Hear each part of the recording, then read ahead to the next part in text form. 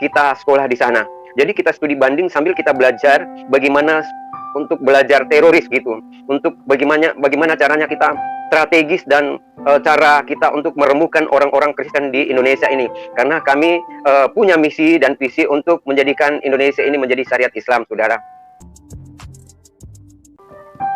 Saya diizinkan untuk menyampaikan kesaksian bagaimana Tuhan telah melawat saya dan memanggil saya sehingga saya berada dan hadir pada malam hari ini untuk menyaksikan kasih Tuhan. Betapa baiknya Tuhan terhadap saya. Dan saya bersyukur dan terima kasih bahwasanya Tuhan itu sangat baik. Dan Dia sangat menyayangi. Sehingga saya bisa mendapatkan suatu juru selamat saya. Tuhan Yesus memberkati. Terima kasih. Malam hari ini saya akan memulai kesaksian saya dan memperkenalkan nama saya. Nama saya Haji Abdul Tahir, SAG.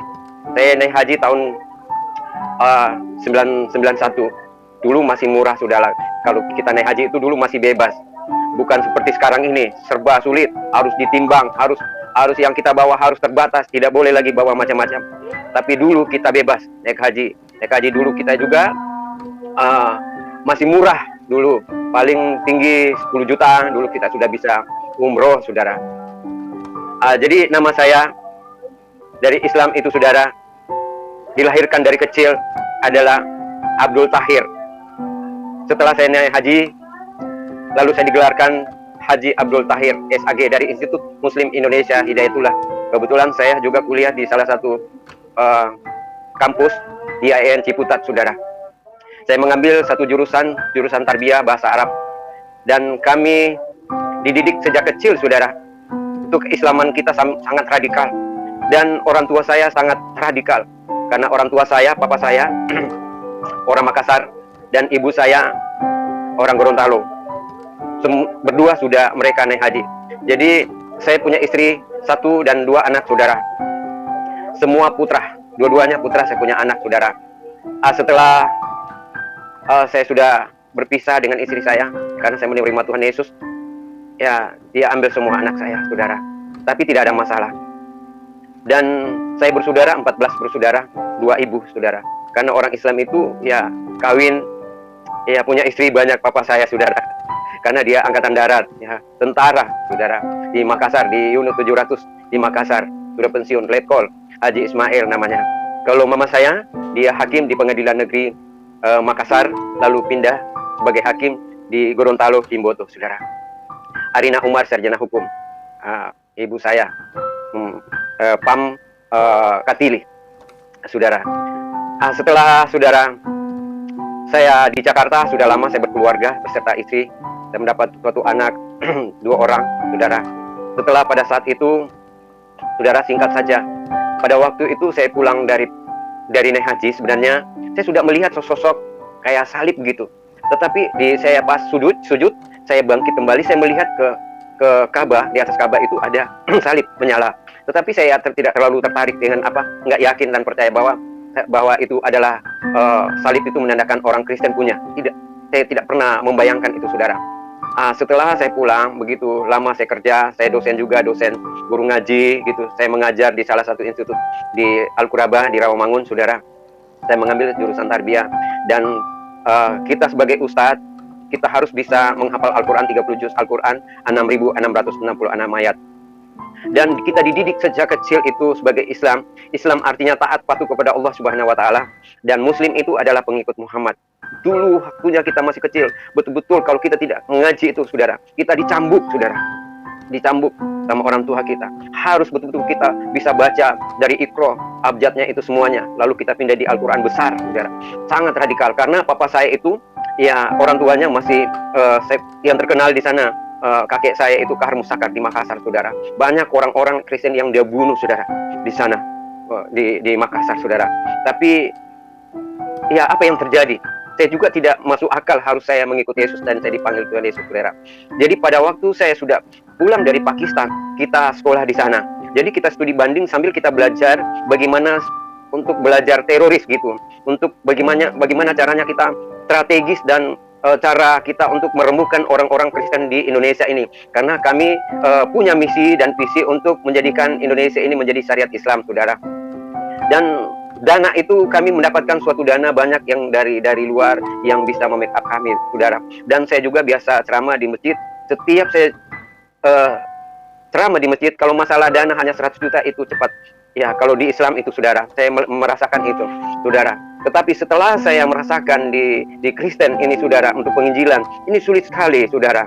Ya, bagaimana caranya untuk bertumbuh, saudara, di dalam kekristenan karena tidak bersatu, saudara. Tetapi kalau di Islam itu bersatu, kalau ada satu kegerakan itu cepat sekali masalah dana dan orang respon itu, saudara. Setelah saya pulang dari Pakistan, saudara, lalu saya lagi sholat, saya tinggal dulu di Kalimalang, saudara, dekat Universitas Borobudur. Jadi setelah saya pulang dari Pakistan, saya sementara duduk sholat, tiba-tiba saya lagi zikir, ya, lagi berdoa, ya, kita sholat, ya, kita ruku, ya. Pada saat saya zikir, jadi saya zikir itu harus selesai kita sholat, jadi kan harus kita zikir. Zikir itu 33 kali kali 3, jadi 99 kali harus kita zikir, saudara. Apa sebabnya kita zikir? Karena masing-masing kita mencari keselamatan. Karena di dalam Al-Quran tidak ada keselamatan. Tidak ada keselamatan, saudara. Pada waktu saya zikir itu, lalu tiba-tiba saya zikir, la ilaha illallah, Allahu akbar, walhamdulillah, Allahu akbar. Lalu pada saat saya zikir, tiba-tiba ada kayak satu bayangan ada seperti cahaya nur, itu dia datang cepat sekali itu, saudara, di depan saya. Saya melihat, dan pada saat itu seperti saya tidak bisa sadar, seperti mati suri, saudara. Dia langsung trak, dan ada suara berkata, akulah jalan kebenaran dan hidup, tak seorang pun yang datang kepada Bapa tanpa melalui aku. Saya tidak mengerti dengan bahasa itu, karena saya tidak pernah membuka Alkitab. Karena kami itu sebagai Islam, itu tidak bisa kita memegang pun Alkitab itu haram. Ya, jadi banyak yang diharamkan di dalam Islam itu. Memegang, jangankan bilang kita memakan barang haram dan sebagainya. Ya, Alkitab saja tidak boleh kita memegang, saudara. Tapi apa yang terjadi? Kok kenapa? Karena pikiran saya kok ada suara seperti itu. Akulah jalan kebenaran. Saya belum tahu di mana ayatnya, terdapatnya di mana. Tetapi ada suara, tapi suara itu cepat sekali seperti kilat, saudara. Tetapi perasaan itu lama. Itu kayak tidak sadar. Ya, saudara. Padahal ini duduk di antara dua sujud, saudara. Duduk lagi zikir. Ya. Bukan keadaan tidur atau mimpi, tidak. Jadi di situ saya bingung, kok apa yang terjadi itu. Lalu saya tanya istri saya pada waktu itu. Setelah pagi itu saya tanya, habis saya sholat, karena saya mau lanjutkan sholat itu, saya nggak bisa lagi, karena seperti ada terngiang-ngiang di dalam jiwa dan pikiran saya yang menghantui dan membayangi dengan wajah manusia itu seperti ada cahaya. Tetapi cahaya itu ada seperti wajah manusia yang ada di kepalanya itu kawat turis, saudara. Dan suara itu seperti cepat, seperti kilat, saudara. Dia berkata, akulah jalan kebenaran dan hidup, tak seorang pun yang datang kepada Bapa tanpa melalui aku. Lalu saya istighfar, astagfirullahaladzim wa atubu ilaik, ampuni aku Tuhan kalau ada kesalahan dan dosaku Tuhan. Pada waktu itu saya istighfar, saya tanya, tapi menurut istri saya tanya, dia bilang, itu dajjal atau setan, jangan percaya. Ya, begitu saya abaikan saja. Saya abaikan. Pada saat saya mau sujud di sujadaku juga itu, pada waktu saya sudah lihat, saya mau coba-coba bangkit kembali untuk sujud, kok kayaknya ada salib di atas sujadah itu. Akhirnya saya berhenti sholat. Jadi setelah saya berhenti sholat, saya nggak mau lagi sholat karena saya merasa kayak bingung, saya linglung, saya nggak tahu lagi. Lalu istri saya, nggak usah, katanya itu dajjal, setan itu. Jadi saya penasaran, saya tidak jadi sholat sampai pagi. Saya tunggu pagi. Kebetulan di pagi-pagi itu ada tetangga saya di situ. Pagi saya pergi tanya, ada tetangga saya namanya Aris Ayal, orang Ambon. Pada waktu itu ada mereka orang Ambon itu ada kerusuhan Ambon, mereka lari ke Jakarta. Kalau saya tidak salah pada waktu itu, saudara. Jadi saya datang tanya, Aris, kenapa saya bisa lihat Tuhanmu itu seperti itu? Posternya itu kan ada poster di ruangan tamunya Aris itu. Lalu saya tanya, kenapa? Ada saya melihat sosok seperti Tuhanmu itu yang ada kawat durinya. Lalu Aris berkata kepada saya, wah, hebat sekali Pak Haji. Kita saja sejak lahir tidak pernah berjumpa dengan Tuhan. Tetapi kenapa Pak Haji bisa berjumpa? Karena dia bilang, firman Tuhan berkata, bukan engkau yang memilih aku, tapi akulah yang memilih engkau. Saya langsung berkata begini kepada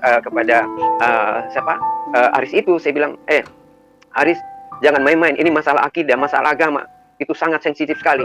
Dia bilang, kalau Pak Haji percaya, kalau tidak percaya tidak apa-apa juga. Akhirnya saya pulang, saudara. Saya pulang ke rumah. Lalu saya pulang ke rumah, istri saya sudah ke kantor. Lalu saya juga mandi, saya berangkat ke kampus. Di kampus saya bertanya, kita ada kayak reuni rapat begitu. Saya bertanyalah kepada para teman-teman saya ini, ulama kiai, ustadz dan sebagainya. Saya tanya, saya bilang, Pak Kiai, semalam itu saya sementara subuh, saya sholat, saya sholat dan saya sudah wirid dan saya lagi tasbih, lagi zikir, kok tiba-tiba saya melihat sosok kayak ada manusia dan suara itu, tapi saya nggak mengerti dengan suara apa itu. Lalu dia berkata juga, Pak Kiai, dia bilang, itu kan dajjal, setan. Memang setan itu selalu menggoda manusia di saat kita ibadah, kita sholat. Jadi janganlah engkau percaya hal-hal begitu yang gaib.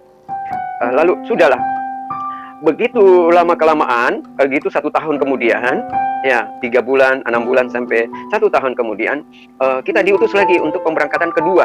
Kan tadinya saya berangkat pulang lagi karena saya bagian di humas, ya di pengadaan, saudara.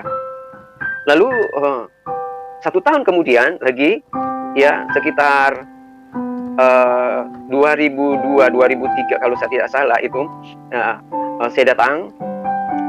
Lalu saya lagi, keadaan saya sholat di tempat itu juga, kan biasa tempat sholat saya itu satu arah menghadap ke kiblat. Pada saat saya sholat lagi, itu lagi tahajud ini, bukan lagi sholat subuh, tapi ini lagi tahajud. Ya, lagi tahajud, tiba-tiba ada lagi datang suara, tapi tinggal suara. Dia berkata, jangan engkau khawatir, aku akan menyertaimu dan aku akan menyediakan bagimu tempat di surga, katanya. Lalu menghilang. Ya, itu suara itu, saudara. Saya istighfar lagi, kok apa itu? Ya, astagfirullahaladzim wa tubu ilaih, Tuhan ampuni aku. Apakah itu opo-opo atau guna-guna dari orang? Apa salahku? Kenapa, saudara? Karena saya berpikir bahwa tidak mungkinlah harus dengan roh-roh yang demikian, harus yang bisa menembus daripada iman saya. Karena saya ini guru ngaji. Bahkan di Bitung, di Manado itu, dari Gorontalo sampai Bitung itu saya mengajar mengaji itu, saudara. Anak-anak di Pasar Tua itu, saya ngajar mengaji.